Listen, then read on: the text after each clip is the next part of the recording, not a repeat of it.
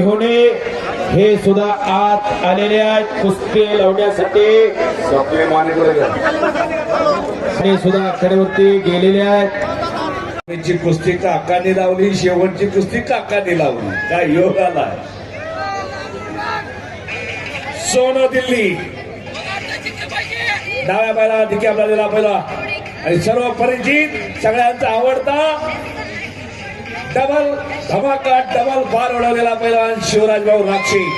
पुणे जिल्हा खेड तालुका राक्षेवाडी नावाचं गाव छोटस. कुस्ती चालू झाली.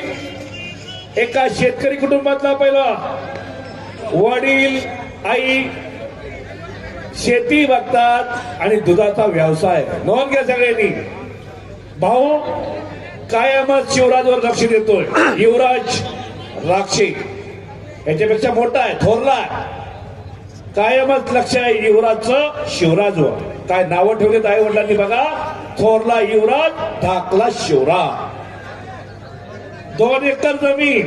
दोघे भाऊ.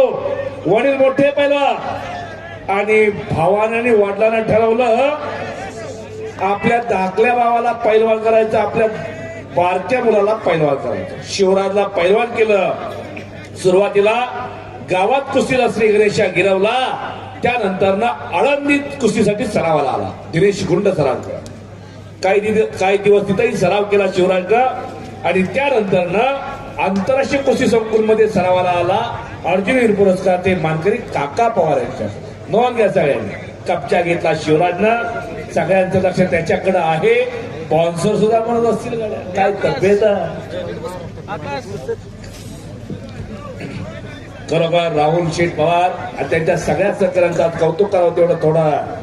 पहिल्यांदाच एवढं मोठं मैदान घेतलेला आणि एक चांगलं मैदान आपण मिरज गावला यशस्वी केलेला.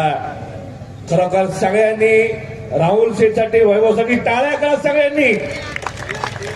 आणि असंच मैदान ते प्रत्येक वर्षी घेणार आहेत असा संकल्प केलेला. केलेली इवलेचे रोप लाविले द्वारी त्याचा वेलू गेला गगनावरी.